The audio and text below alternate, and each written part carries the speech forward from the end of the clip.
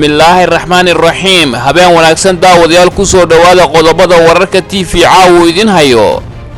maamulka Hirshabeelle oo shaqo joojin ku sameeyay gaadiid diiday in lagu daabulo dad soo dhaweeya madaxweyne Waare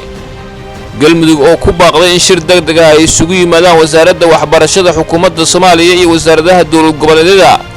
gudoomiye Taabid oo war ka soo saaray go'aankii dowladda Soomaaliya ay ku joojisay imtixaanaadkii dugsiyada sare Muuse Suudi iyo madaxweyne Xaaf oo heshiis ku gaaray magaalada Nairobi wararka dibadda wararka TV caawa idin hayana waxa kamid ah maxaa ka jira in wali uu nool yahay madaxweynihii hore Ciraaq Saddam Hussein iyo baarlamaanka gobolka tirsan Mareykanka oo go'aan ka soo saaray carruurta la iska soo rido daawadayaal ku soo dhawaada warkaasi oo fidsan maamul goboleedka Hirshabeelle ayaa shaqo joojin ku sameeyay gaadiid diiday inay daabulaan dad wax ka soo dhaweeya madaxweyne Waare oo maalin ka hor ku laabtay magaalada Jowhar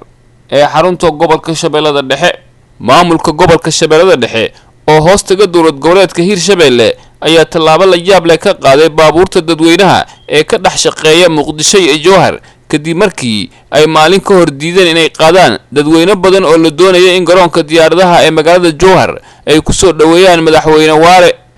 sida ay shabakada wararka TV xogta ku heshay sababta ka dambeysay xayiraadan lagu soo rogay gaadiidleyda ayaa lagu sheegay in qaar ka tirsan gaadiidleyda ay diideen inay qaadaan dad shacab ah oo garoonka diyaaradaha Jowhar ku soo dhaweynaya madaxweynaha dowlad goboleedka Hirshabeelle Maxamed Cabdi Waare sababta ku kaliftay gaadiidleyda inay diidaan qaadista dadweynahaasi ayaa ay ku sheegeen cabsi ay ka qabaan al-shabaab gaadiidleyda ayaa qaarkood ku doodaya in jidadka ay ka shaqeeyaan oo isku xiran Muqdisho Afgooye ay ka buuxaan ciidamo ka tirsan al-shabaab kuwaasoo hore ugu hanjabay in gabi ahaanba ay baabi'in doonaan baabuurta lagu arko iyagoo la shaqeynaya maamulka ka jira magaalada Jowhar amarka gaadiidka looga joojiyay shaqada ayaa waxaa la sheegay inuu ka soo baxay maamulka gobolka Shabeellada Dhexe oo si weyn uga carooday in wadayaasha gaadiidka ay diidaan qaadista dadweynaha soo dhaweynaya madaxweynaha dowlad goboleedka Hirshabeelle Maxamed Cabdi Waare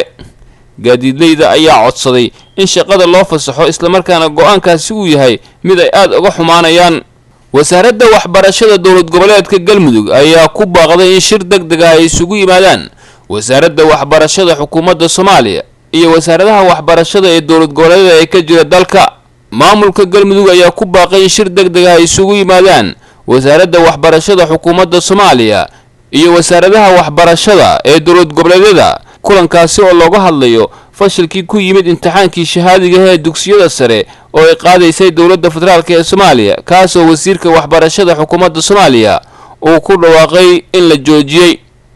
wasiirka waxbarashada maamulka Galmudug Axmed Deeq Cabdi Falko oo magaalada Gaalkacyo kula hadlay warbaahinta ayaa sheegay in si wax looga qabto cabashada ka timid ardayda Soomaaliyeed ee ku saabsan imtixaankii fashilma ee dowladda ay muhiim tahay in ay kulan isugu yimaadaan wasaaradda waxbarashada xukuumadda Soomaaliya iyo wasaaradaha waxbarashada dowlad goboleedyada si loo badbaadiyo ku dhawaad mustaqbalka 30,000 oo arday oo imtixaanaadkaas ka qayb galayay magaalada Gaalkacyo ayaa waxa ay ka mid ahayd magaalooyinka ay ka dhaceen banaanbaxyada ay sameynayeen ardayda dugsiyada sare ka oo ay kaga soo horjeedeen go'aankii wasiirka waxbarashada xukuumadda Soomaaliya uu ku hakiyay imtixaanaadkii dugsiyada sare hadalka wasiirka ayaa imaanaya xilli ardayda sanadkan u fariisatay imtixaanka shahaadiga ah ay dhigeen dibadbaxyo ay kaga soo horjeedaan xukuumadda Soomaaliya gaar ahaan wasaaradda waxbarashada baaqan ka soo baxay Galmudug ayaa waxa uu ku soo aadayaa xilli maamulka Puntland uu hore u diiday inuu ka qayb galo imtixaanka ay qaadaysay wasaaradda waxbarashada xukuumadda Soomaaliya halka Hirshabeelle ay shalay sheegtay in dowladdu ay ku fashilantay qaadista imtixaanka hadda wixii ka dambeeyana imtixaanaadka ardayda dowlad goboleedka Hirshabeelle ay qaadi doonto dowladda Hirshabeelle gudoomiyihii hore ee gobolka Banaadir Taabid Cabdi Maxamed oo hadda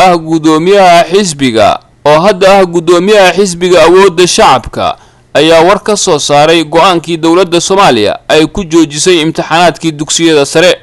gudoomiyihii hore ee gobolka Banaadir ahaana duqa Muqdisho Taabid Cabdi Maxamed ayaa si kulul uga hadlay go'aankii wasiirka wasaaradda waxbarashada xukuumadda Soomaaliya uu ku joojiyay imtixaanaadkii socday iyo banaanbaxyadii ay dhigeen ardayda Soomaaliyeed Taabid Cabdi oo hadda ah gudoomiyaha xisbiga awoodda shacabka ayaa waxa uu sheegay in nasiib darro ay tahay waxa ku dhacay ardayda Soomaaliyeed oo ah mustaqbalka barito Taabid ayaa waxa uu sheegay inuu rajaynayo in wasaaradda waxbarashada, ardayda iyo waalidiinta ay isku aragti ka noqdaan imtixaanka isla markaana muranka jiro laga gudbo. wuxuu hadalkiisa intaasi uu ku daray gudoomiyihii hore ee gobolka Banaadir in ay tahay waajib saaran qof walba oo Soomaali ah in uu dhageysto cabashada ardayda Soomaaliyeed, loona baahan yahay in loo dabacsanaado si wadajir ah iyo wada shaqayn ah loo gudbo wixii dhacay. go'aankii habeena ka hor wasiirka wasaaradda waxbarashada xukuumadda Soomaaliya Cabdullaahi Goodax Barre uu ku joojiyay imtixaanaadkii fasalka 12aad ee shahaadiga ayaa waxa ka dhashay dibadbaxyo ay dhigeen qaar ka mid ah ardayda Soomaaliyeed oo badankood aad uga caraysnaa go'aanka wasiirka waxbarashada uu ku joojiyay imtixaanka, iyadoo sidoo kale maamulada qaar ay ka jira dalka ay qaateen go'aano ay kaga hor imaanayaan dowladda federaalka ee Soomaaliya. madaxweynaha Galmudug Axmed Ducaale Geelle Xaaf iyo senator Muuse Suudi Yalaxow oo ka mid ah xubnaha aqalka sare ee baarlamaanka Soomaaliya oo ku wada sugan magaalada Nairobi ayaa kulan xaaladda dalka ay kaga hadleen waxa ay ku yeesheen magaalada Nairobi. wararka aanu ka helayno magaalada Nairobi ee dalka Kenya ayaa waxa ay sheegayaan in kulan gaar ah magaaladaasi ay ku yeesheen madaxweynaha Galmudug Axmed Ducaale Xaaf iyo senator Muuse Suudi Yalaxow. kulanka oo ahaa mid looga hadlayay xaaladda guud ee dalka ayaa labada mas'uul waxa ay isku soo hadal qaadeen xaaladaha dhanka ammaanka iyo kulamadii ugu dambeeyay ee ka dhacay magaalada Garowe. senator Muuse Suudi Yalaxow ayaa ku amaanay madaxweynaha Galmudug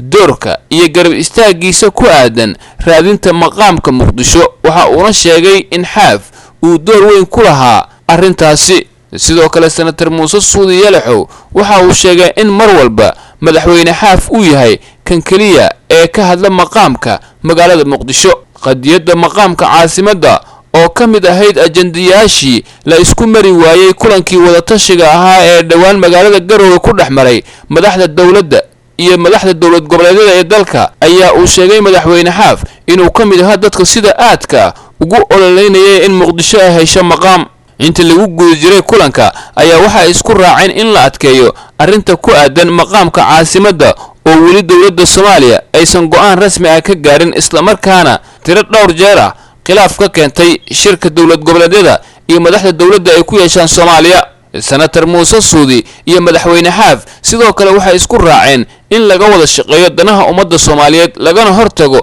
wax kasta oo khatar gelin kara midnimada iyo wadajirka ummadda Soomaaliyeed. senator Muuse Suudi ayaa waxa xurguf ay dhaxmartay dawladda Soomaaliya kadib amar ka soo baxay gudoomiyaha gobolka Banaadir Ahmed Duqa Muqdisho Injineer Yarisow kaasi oo ahaa in uu ka baxo dhismaha xarunta ciidamada badda oo Muuse Suudi uu degan yahay. wararka dibadda wararka TV caawa idin hayana daawadayaal waxaa ka mid ah maxaa ka jira in weli uu nool yahay madaxweynihii hore ee dalka Ciraaq Saddam Hussein. maalmihii u dambeeyay waxaa baraha bulshada la wareejinayay akhbaar ku saabsan in weli uu nool yahay madaxweynihii hore ee dalka Ciraaq Saddam Hussein. dadka baraha bulshada ku faafinaya warkan ayaa waxa ay isticmaalayaan warqad la sheegay in ay qortay gabar u dhalay Saddam Hussein oo lagu magacaabo Raqaad Saddam Hussein. gabadha u dhalay Saddam oo fariin soo dhigtay barta ay ku leedahay Twitter-ka ayaa waxa ay sheegtay wararka iyada laga sheegay in laga soo xigtay uu yahay mid aan xaqiiq ahayn, isla markaana ay faafinayaan dad dana gaar ah kale siday hadalka u dhigtay. warka laga faafinaya gabadhan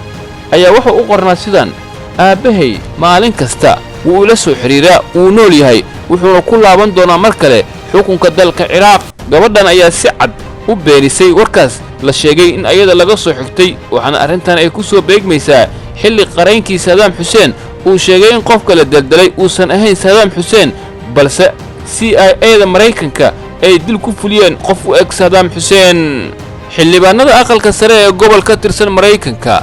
ayaa go'aan adag ka qaatay carruurta ay iska soo tuuraan haweenka uurka leh. aqalka sanadka ee gobolka Alabama ee dalka Mareykanka ayaa meel mariyay hindiso sharciyeed lagu mamnuucay in haweenka ay iska soo xaaqaan ilmaha, waxaana aqalka xubnihiisa ay ogolaadeen in ilmaha la iska soo xaaqi karo haddii nolosha hooyada ay halis ku jirto oo kaliya, laakiin haweeney caafimaadkeedu uu fiican yahay khatarna nolosheeda aanu ku jirin aanu iska soo tuuri karin ilmaha. taasoo ay sheegeen xubnaha aqalka sanadka ee gobolka Alabama ee dalka Mareykanka in tallaabo sharciga waafaqsan laga qaadayo.